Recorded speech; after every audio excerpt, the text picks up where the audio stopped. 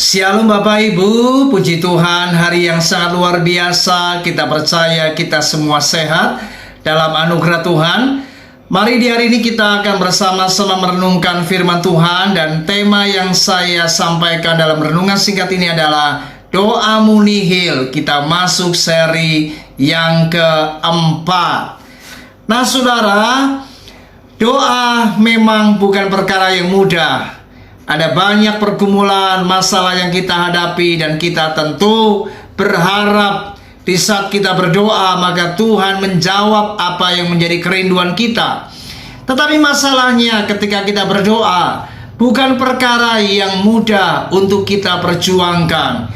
Karena ada kalanya di saat kita berdoa maka doa itu tidak segera serta-merta mendapatkan jawaban. Bahkan ada pula di satu titik ada orang-orang yang sebenarnya tidak mendapatkan apa-apa, alias doanya nihil, dan ia tidak mendapatkan jawaban dari Tuhan. Nah, mari kita akan pelajari di malam hari ini apa yang menjadi penyebab mengapa adanya penghambat, adanya penghalang sehingga doa kita tidak dijawab Tuhan.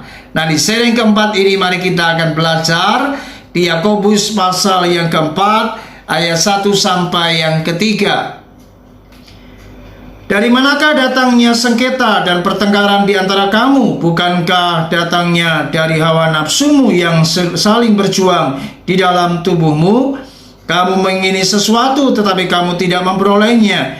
Lalu kamu membunuh. Kamu iri hati tetapi kamu tidak mencapai tujuanmu.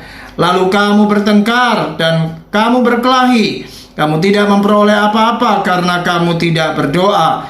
Atau kamu berdoa juga tetapi kamu tidak menerima apa-apa karena kamu salah berdoa. Sebab yang kamu minta itu hendak kamu habiskan untuk memuaskan hawa nafsumu. Saudara, ternyata di poin yang keempat ini kita belajar bahwa ternyata yang menjadi penghalang sehingga doa kita nihil, kita tidak mendapatkan apa-apa, karena adanya motivasi yang salah. Saudara, Alkitab menyatakan bagaimana ketika kita berdoa, apa yang kita doakan jika itu hanya untuk memuaskan hawa nafsu kita, maka firman Tuhan menegaskan kamu tidak akan mendapatkan apa-apa karena kamu salah berdoa. Itu artinya ketika motivasi kita salah, ketika tujuan kita berdoa hanya untuk kepentingan diri kita sendiri, hanya untuk memuaskan kedagingan kita, maka itulah yang menjadi faktor penyebab mengapa doa kita tidak dijawab oleh Tuhan. Oleh sebab itu mari kita harus check and recheck.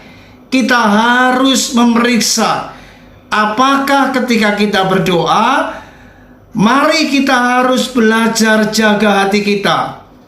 Jangan sampai tatkala kita berdoa ada motivasi yang terselubung, ada motivasi yang terselip, di mana kita semua yang kita doakan hanya untuk kedagingan dan memuaskan hawa nafsu kita.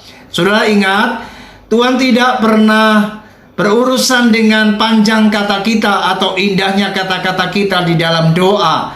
Tetapi Tuhan selalu berurusan dengan bagaimana hati kita di saat kita berdoa. Ketika ada motivasi yang salah, ketika ada motivasi yang keliru, tujuan kita tidak benar, maka tentu Tuhan tidak akan pernah mengabulkan doa kita. Contoh, misalnya ketika Anda berdoa, Anda minta apa yang namanya sebuah mobil. Apakah itu salah? Tentu saja minta mobil itu sah-sah saja.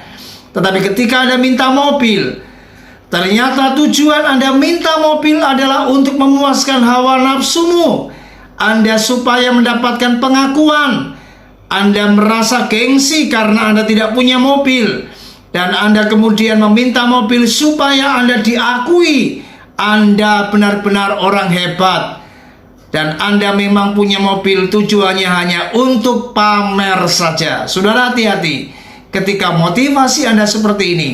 maka jelas Tuhan tidak akan pernah mengabulkan. Tetapi ketika Anda meminta sesuatu untuk apa yang namanya perkara-perkara yang benar, untuk kemuliaan nama Tuhan, saya percaya doa-doa kita pasti akan dikabulkan. Karena doa yang dimana di dalamnya ada motivasi yang benar untuk perkara-perkara rohani dan untuk kemuliaan nama Tuhan, pasti doa kita akan dijawab Tuhan. Itu sebabnya mari selidiki hati kita, koreksi hati kita. Jika ada motivasi yang salah, mari kita kembali di jalan yang baik, di motivasi yang benar, supaya Tuhan berkenan dan doa kita dijawab Tuhan. Ingat, yang menjadi penyebab doa kita terhalang karena adanya motivasi yang salah. Tuhan Yesus memberkati kita. Shalom.